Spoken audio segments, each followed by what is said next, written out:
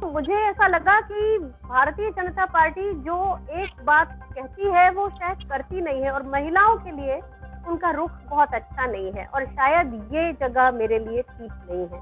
मुझे ऐसा लगता था कि जो सही है वो बोलने की हिम्मत होनी चाहिए, और ये मुझे मेरे पेरेंट्स से और इसी भारतीय वायुसेना ने ही मुझे सिखाया कि अगर आप सही हैं तो आप फोर्थराइट हो सकते हैं। तो इसलिए मैं अपनी जो अभिव्यक्ति है उसे, लेकिन मैंने किसी अपशब्द का प्रयोग नहीं किया, मैंने भी अपने मन की बात कही है। मौलिक विचारों वाली महिलाएं भी बीजेपी के लिए फिट नहीं हैं। वहां आपको जैसा कहा जाए और करते जाना है, सिर्फ स्वीकार करना है, आपका स्टे नहीं होता वहां।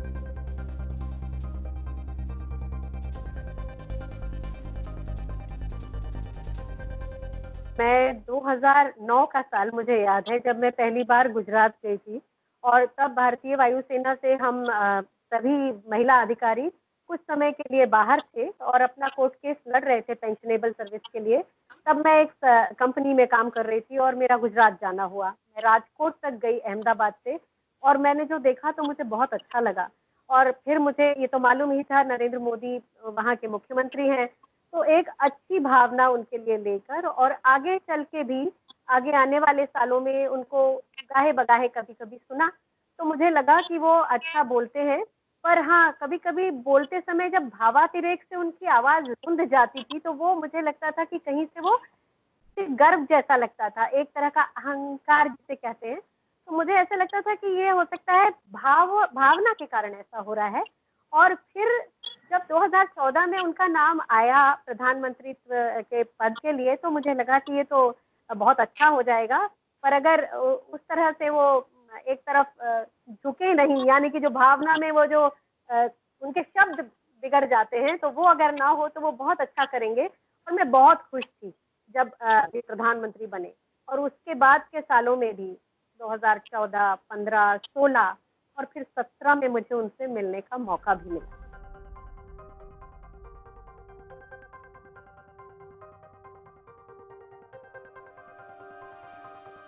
हम लोगों को जब पेंशनेबल सर्विस मिली भारतीय वायुसेना में महिलाओं को, जो कि पहले कार्ड में नहीं था, तो मुझे लगा कि एक अनोखी चीज मिली है, तो मुझे भी कुछ अनोखा काम करना चाहिए।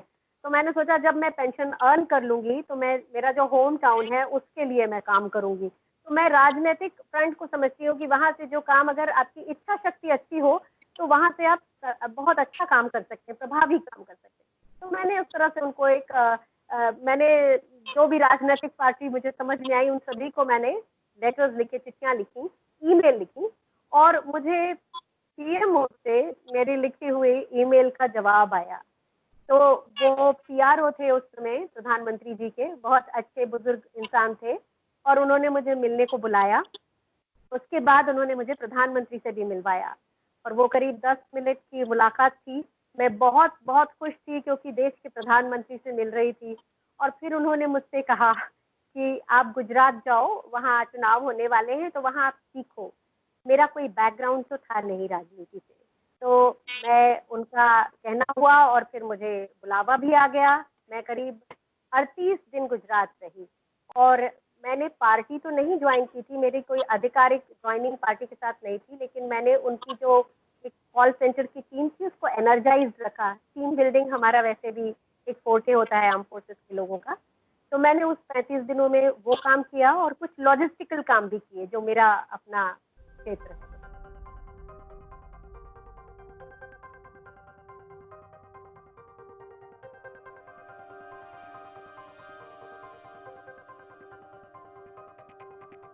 तो जब मैं गुजरात पहुंची और वहां मुझे 4-5 दिन बीजेपी के साथ काम करते हुए हुए, तो मैंने देखा कि जो महिला मोर्चा की राष्ट्रीय अध्यक्षा थी, वो जब दूसरे पार्टी के लीडर्स से जो कि स्टेट के थे या वो सांसद थे उनसे बात करती थी, तो बड़े विनीत होकर बात करती थी।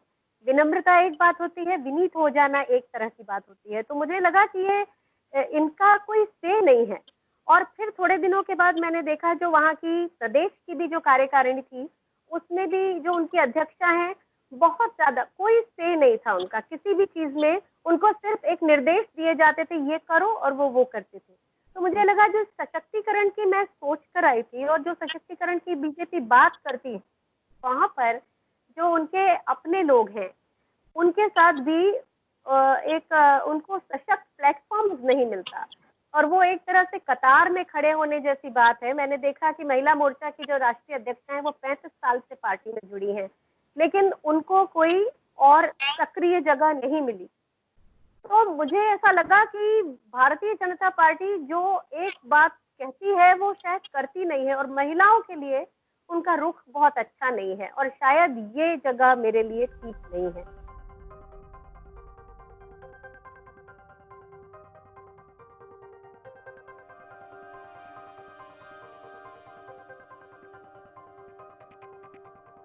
हाँ, वही इनफैक्ट काफ़ी ऑर्नामेंटल वैल्यू है, जैसे कि सामने फ़ोरफ्रंट पे करके और एक जो सॉफ्ट फीलिंग के लिए उनका एक तरह से प्रयोग होता है और तब उनको कोई जगह ओहदे देने की बात होती है, तो वो नहीं होती और मौलिक विचारों वाली महिलाएँ भी बीजेपी के लिए फिट नहीं हैं।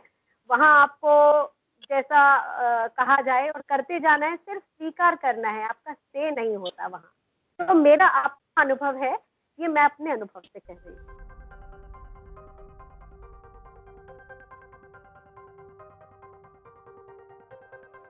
मैंने जभी भी उनका भाषण सुना, इवन गुजरात में रहते हुए जब सुना, तो मैंने देखा उनकी भाषा बड़ी गलत हो जाती है जब एक परिवार का नाम लेते हैं या मैं समझती हूँ अगर पंडित नेहरू की हम बात करें, तो उनको अब्यूज़ करने की ज़रूरत नहीं है। उनके बारे में और जो भी कुछ कहना आलोचना की जा सकती है, लेकिन उसके शब्द जो इस्तेमाल होते हैं, वो बहुत निम्न दर्जे के शब्द होते हैं और वो मुझे पसंद नहीं आते थे। टोन भी उसी तरह से बदल जाती थी। तो मुझे लगता था कि विरोध होना एक बात है, विपक्ष होना एक बात है, पर ऐसी कटुता, इतना ऐसे वैषम्य की ज़रूरत नहीं है।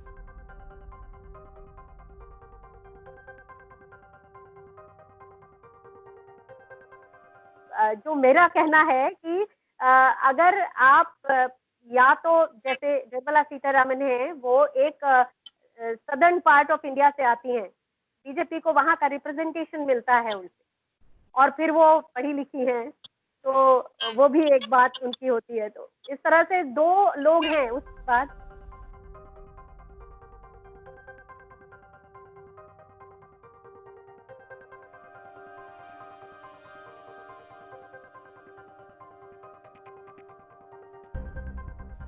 मुझे बिल्कुल समस्या थी। मोदी जी राष्ट्रभक्ति, देश, संस्कृति, हिंदू धर्म सब गड्डम-गड्ड।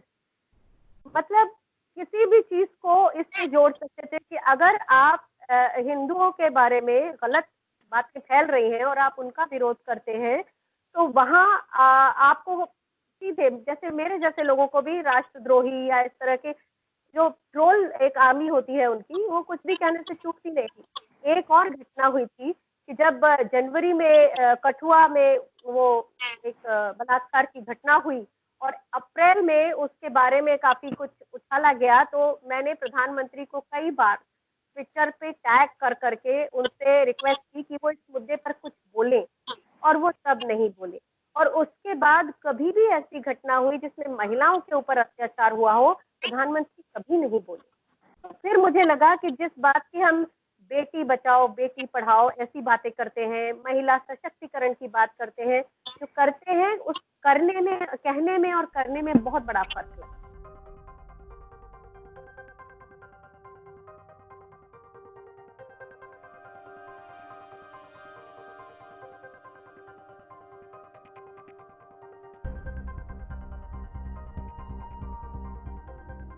जब अप्रैल में कठुआ वाला जो कांड हुआ और उसके बाद मुझे बहुत डिसअपॉइंटमेंट हुआ, तब से ही मेरा मोह भंग हो गया था और उसके बाद सितंबर में आगे चल के भारतीय जनता पार्टी क्योंकि मैं अपना जो मेरा गृह नगर है उसमें काफ़ी जानी जाने लगी थी, तो उन्होंने सोचा कि चूँकि अब ये अपने आप में ही लोग इन्हें जानने लगे हैं, तो उन्होंने मुझे एक अपनी एग्ज़ीक्यूटिव बॉडी में एक मेंबर की जगह ऑफर की, और मुझे इस बात से वाकई आपत्ति थी।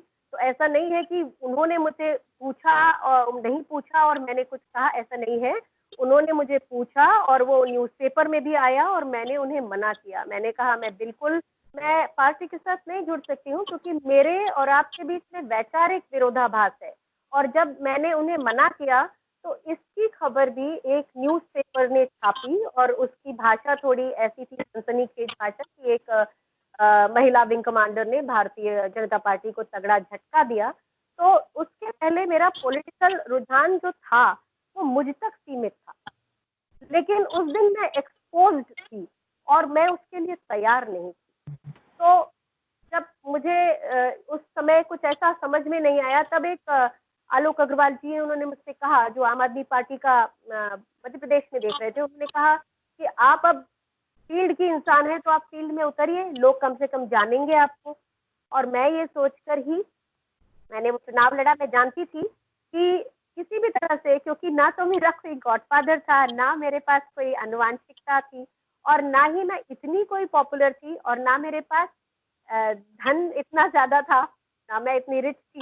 तो मुझे ये मालूम था, लेकिन हाँ, उसका ये फर्क जरूर पड़ा कि लोग ये जानने लगे और उन्हें ये भी पता चला कि जो कहते हैं ना, अच्छे लोगों को राजनीति में आना चाहिए, तो उस बात को लोगों ने कहा कि नहीं, मैंने जब कहा तो उसे निभाया भी।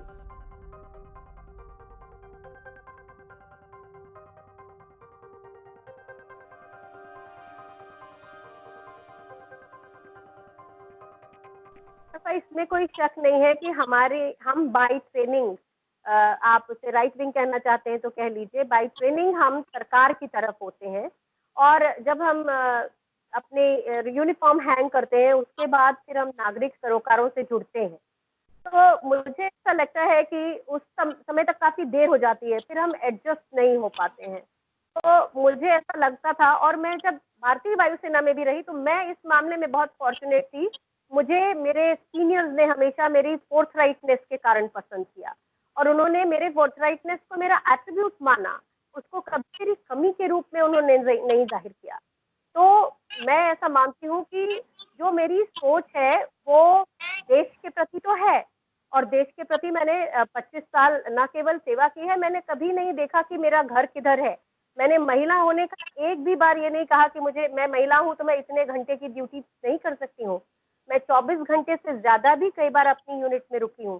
तो मुझे ऐसा लगता था कि जो सही है वो बोलने की हिम्मत होनी चाहिए, और ये मुझे मेरे पेरेंट्स से और इसी भारतीय वायुसेना ने ही मुझे सिखाया कि अगर आप सही हैं तो आप फोर्थराइट हो सकते हैं। तो इसलिए मैं अपनी जो अभिव्यक्ति है उसे, लेकिन मैंने किसी अपशब्द का प्रयोग नहीं किया, मैंने भी अपने मन की बात कही है।